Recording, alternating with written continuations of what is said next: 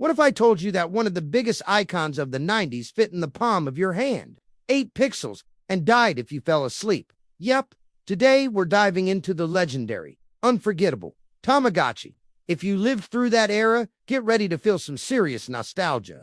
And if you didn't, stick around to find out why a tiny plastic egg nearly destroyed friendships, classrooms, and our mental health.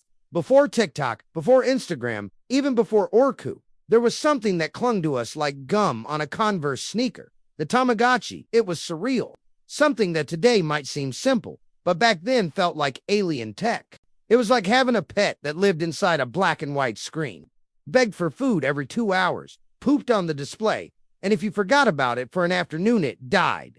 And the craziest part, we took it seriously, like real tears. Childhood mourning, kind of serious. Anyone who lived through the Tamagotchi craze in the 90s knows what it was. A perfect mix of technology, cuteness, obsession, and childhood trauma. And here's the big question. How did a simple Japanese plastic egg become a global obsession? How did it happen so fast? And why, even today, do we feel all warm inside when we hear that annoying little beep? It all started in 1996 in Japan. The world was still hooked on arcade games. Power Rangers ruled the TV, and the internet was dial-up.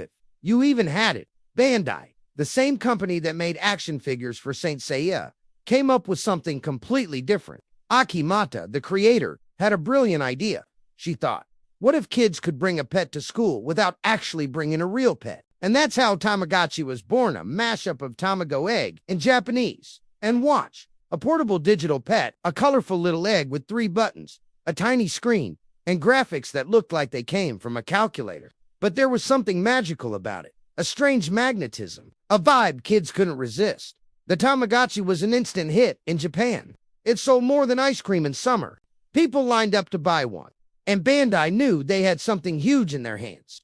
Less than a year later, Tamagotchi landed in the United States, and that's when all hell broke loose.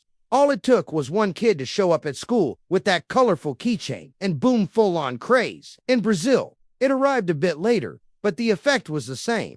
All it took was one friend to have one for everyone else to want one. And then, total chaos in schools. Teachers banning the toy in class. Kids crying because their pet died during math exams. Students organizing feeding shifts to keep the pet alive.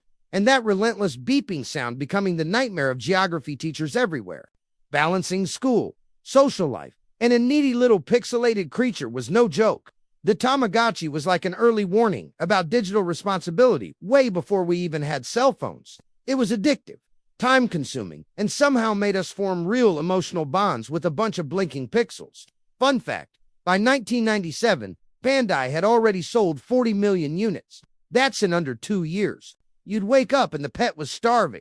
Go take a shower, and it had already pooped on the screen. Forget to feed it, and boom, game over. Literally, it was like a mini Dark Souls for kids. The Tamagotchi placed in children's hands a level of responsibility that even many adults weren't ready for.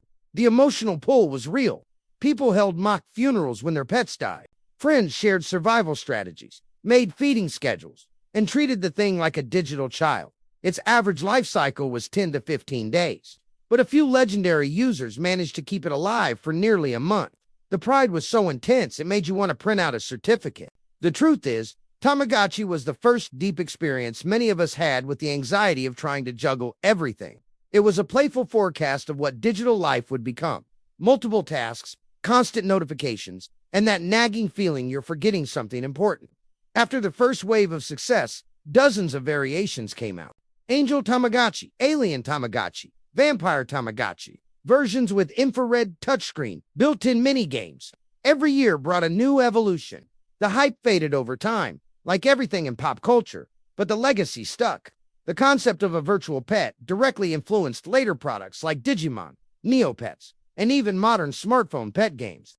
In 2020, Bandai launched Tamagotchi On with a color screen and app integration. There's still a loyal fan base today. Some people never stopped caring for their little digital creatures. The Tamagotchi became a symbol, a retro icon, a guaranteed presence on t-shirts, collectible figures, memes, and nostalgia lists, because it represented a time when things felt simpler and somehow much more intense. The Tamagotchi wasn't just a toy. It was an experience, a whirlwind of technology, emotion, and chaos that marked an entire generation.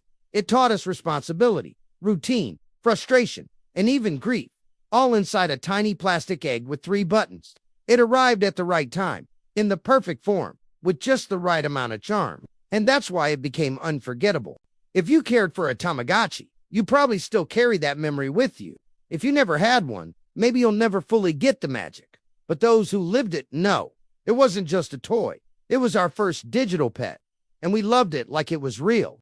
If you had a Tamagotchi, drop a comment and tell us what you named it. If yours died more than once, share your story. If you still have one tucked away somewhere, let us know. If you enjoyed this video, leave a like, subscribe to the channel, and send it to that friend who you know skipped class just to feed their virtual pet. See you in the next episode of our Geeky Time Machine.